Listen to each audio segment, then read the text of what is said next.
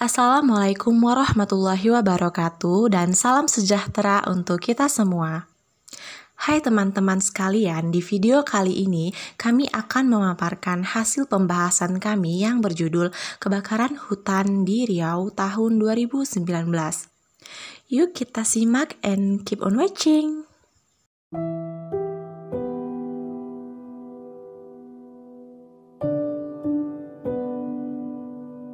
Kebakaran hutan dan lahan merupakan salah satu bencana yang diakibatkan oleh faktor alam ataupun bencana yang diakibatkan oleh ulah manusia. Pemicu kebakaran berdasarkan faktor alam dapat berasal dari adanya halilintar, lelehan lahar gunung api, dan gesekan ranting kering.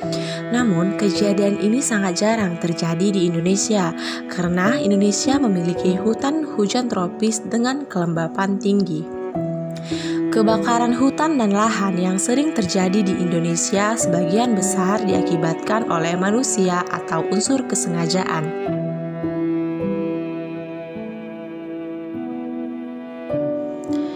Kebakaran hutan Riau sangat sering terjadi karena lahan gambut.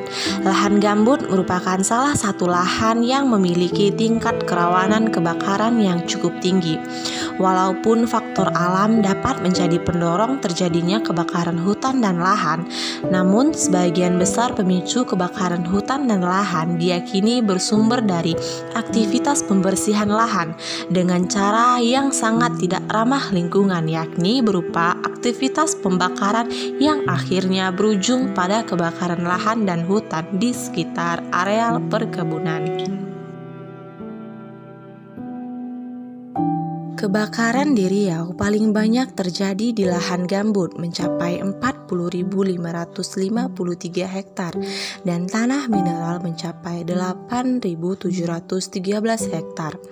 Badan Nasional dan Penanggulangan Bencana mencatat total luas hutan dan lahan yang terbakar di seluruh Indonesia sepanjang Januari hingga Agustus 2019 mencapai 328.724 hektar.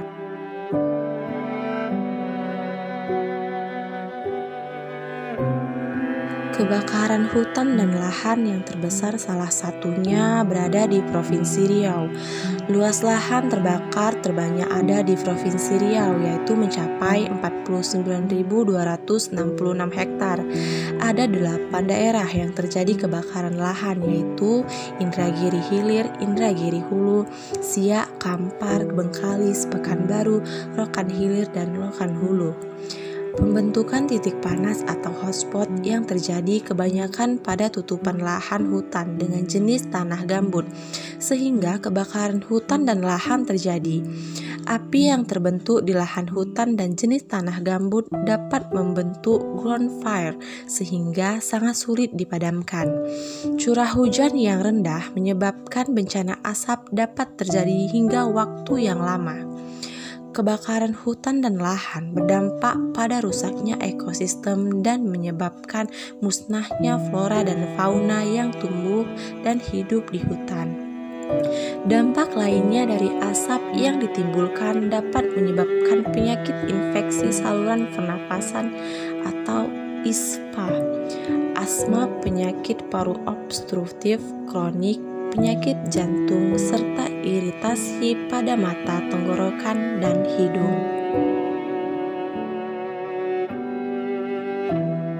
Kabut asap dari kebakaran hutan juga dapat mengganggu bidang transportasi, khususnya transportasi penerbangan. Tersebarnya asap dan emisi gas karbon dioksida dan gas-gas lain ke udara juga akan berdampak pada pemanasan global dan perubahan iklim. Kebakaran hutan dan lahan mengakibatkan berkurangnya sumber air bersih dan bencana kekeringan karena tidak ada lagi pohon untuk menampung cadangan air. Selain itu, resiko bencana kebakaran hutan dan lahan juga menyebabkan kerugian ekonomi dan material untuk semua sektor kehidupan, ekonomi, sosial, ekologi, pertanian, dan perkebunan.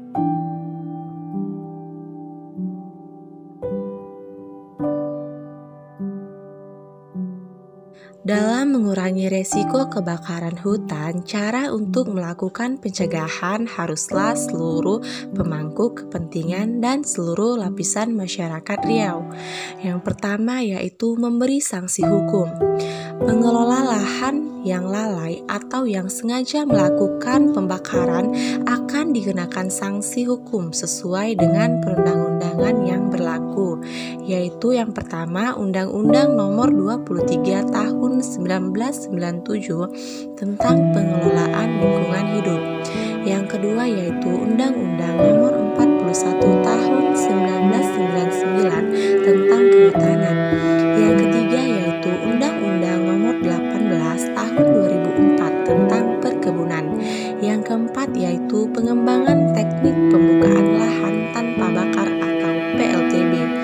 Yang kelima yaitu penerapan sanksi hukum bagi pengelola lahan yang lalai atau sengaja melakukan pembakaran sesuai ketentuan perundang-undangan yang berlaku.